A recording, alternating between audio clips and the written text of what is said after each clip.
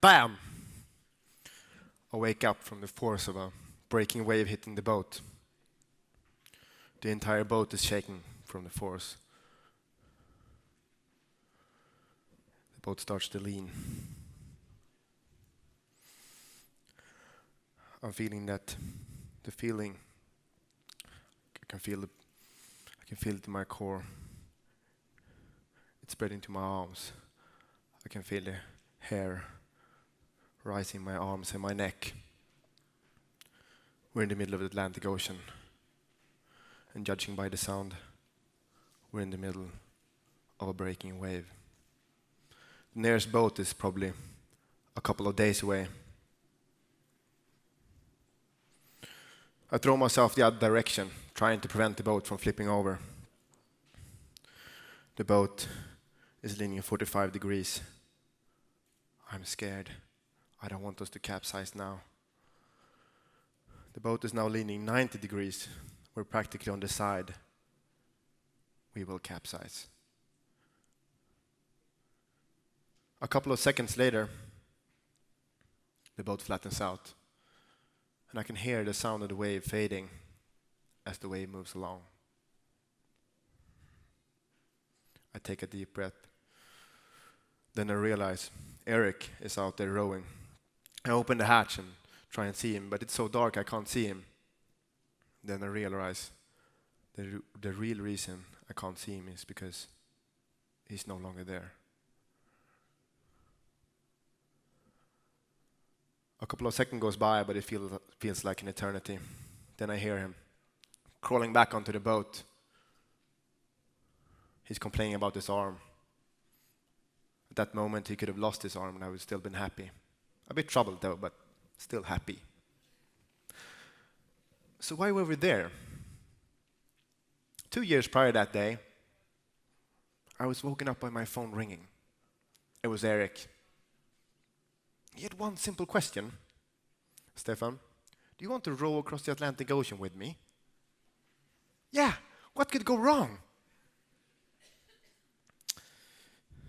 Sometimes in life you just have to have that mentality. Nu kör vi. In English that would be, let's go for it. And there we stood. We had this blank sheet of paper with nothing on it except row across the Atlantic Ocean. And 2 years later, there we were. We'd set out to row across the Atlantic Ocean. In theory, it's a simple task. You just row and eventually you will get on the other side. We started at the Canary Islands, just outside of Africa, and then we row across the Atlantic Ocean to Antigua. It's just outside of North America. It's 4,800 kilometers. It's roughly the same distance as from here in Stockholm to Dubai. And in between those two places, there's nothing. There's no islands. Just an empty ocean, 5,000 meters deep. And if I would start this journey today, the 25th of November, I would reach my destination by the end of January. We participated in a race. I was rowing with my best friend Erik, and there were 16 other boats starting. But as soon as you let go of that jetty and row out, you roll on your own. There's no aid. And halfway across, the nearest boat will be approximately a week away. And I remember I was sitting there by the start. I was holding on to the jetty, and I feel I'm prepared. I'm checking the weather. I'm checking our gear. I'm sending that last text message to people that matter the most to me, saying goodbye to one world before I embrace a new world. And I feel I'm prepared for this. I've read books about this. I've spoken to people about this. I know how to do this. It was just like when I started university. I read the books. I knew it in theory. I knew that when I get my first job, I knew how to solve all the problems that will occur. But that's theory.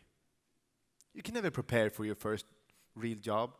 It's like you can't prepare how you will feel when you face a storm in a rowing boat. And when you get your first job and you have that real setback, You can't prepare for that. That's just something you have to learn. And as I'm sitting there, I'm holding on to the jetty, I do feel, I do know this. I've practiced for this. I know what to do. And then I let go and we row off.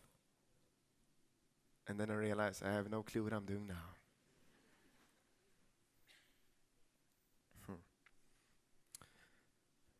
But you don't always have. You just have to roll with the punches. The first thing that happened, though, was expected. Seasickness. I was expecting to feel bad. I was expecting to throw up, but not expecting that I will be seasick for a whole week. I was not expecting that I would throw up once an hour for 3 days. But it was just accept the reality and roll my shifts and try and eat and drink as much as possible, making sure that my body got some of the energy so I could keep going on. And I mean, it had its advantages. I no longer needed to keep track of time. I knew that when I threw up once, almost half my shift was done. When I threw up the second time, 2 hours had gone by and it was time to rest. So it was pretty nice, actually. But I learned one thing that period, is that I won't give up just because it's hard. I won't give up because I'm in pain. I won't give up because I'm tired. I will only give up if I choose to give up. And if I choose never to give up, then eventually I will reach my goal. And it's so important when you're in those situations, regardless if it's rowing across the Atlantic or if it's work, you have to remember yourself why you're doing it. Why were we there in the first place? Because otherwise it's so hard to put in that extra effort. If you're at work and you have to put in that extra effort because you're facing headwinds, then you have to remind yourself, why am I doing it? And it's the same thing when you're out in the Atlantic Ocean. You will have headwinds. You will have big waves throwing you to the side. But even on the calmest day, the greatness of the Atlantic Ocean will frighten you. And I didn't know how I would react to that. It's like comparing a book to a film. If I read a book about a boat sinking in the darkness, then I don't get the feeling of it. My mind does not want to frighten me more than I can handle. But when I see a film of the same thing, when I see the darkness, when I see the big waves, when I see the expression of panic in people's faces, then that brings a reality to me that I might not want to see, might not want to feel. And it's the same thing when I was out there. I didn't know how I would react to the loneliness being out there in the middle of the Atlantic Ocean, all alone. But fortunately for both me and Erik, we liked the notion of being alone there. But we were afraid. We were very often afraid. But it's okay. You can't be brave without fear. I mean, that's why we were there, to test our limits. And you're not brave because you're doing something dangerous. If you jump out of an airplane without a parachute, you're not brave. If you're not afraid of it, I would say that you're a lunatic. And I mean, me and Erik, yes, we were afraid, but were we lunatics, thinking we could tame the ocean? The ocean is not your friend, nor is it your enemy. The ocean is just powerful. And the power of the ocean cannot be tamed. And if you think so, you're wrong. Me and Erik, we just gotten to the point where we started to feel comfortable. We started to feel that we know this. We know how to handle the waves. We started to relax. That's when it always happens. So Erik looks at me and says, okay, there's a big wave coming. So I hold on. And I can't see the wave approaching as I'm out there resting. And I can feel it coming. And then I can feel the boat lifting up and we're surfing down the wave. And it's so cool. And then the ocean flattens out and we keep chatting on. And then Erik again is like, okay, big wave coming up. Okay, I'm holding on. And then I can see it. I will never forget his facial expressions. His eyes so big, just saying, big wave. Okay, I'm holding on. I was like, and I brace myself and then I feel it and it's like, but this time it's more like falling than surfing down the wave. Okay. And I hear the sound. It's a breaking wave. And I look to the side. Oh, it's huge. Second later, the boat has turned sideways against the wave, and instantly the boat flips over. We're thrown out, and I remember time just stood still as I'm in the air, and You know the feeling when you're in the air and you just wait to land and feel the pain? That was what I was waiting for.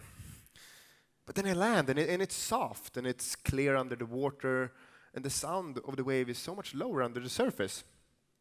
And then I come up and I see, okay, there's Erik. He seems okay. There's the boat. It's upside down, but okay. We swim there, and then we, fix the boat up. We climb aboard, and I look at Erik, and he looks at me, and it's like, he's got the biggest smile, and I got the biggest smile, and we're like, that was the coolest thing I've ever done in my life. They're like, maybe we're all lunatics after all. Okay. And then we flipped over, and we were okay. And then I went into that little cabin, and then I saw it. We had forgotten to close one of the air vents, so water has come into the cabin and destroyed our water maker. The water maker it's the heart of the boat. It uses a solar panel to drive a little engine to produce drinkable water. But from that day on, we had to hand pump water in order to survive. And that hit us both really hard. That was unexpected, and we did not want that to happen. But just because you don't want something to happen doesn't mean it will not happen. You shouldn't go around worrying about it, but you must accept the fact that it can happen. And at that point, I was just glad it didn't happen during the night, because at night, it can get dark. And when I say dark, I mean really dark.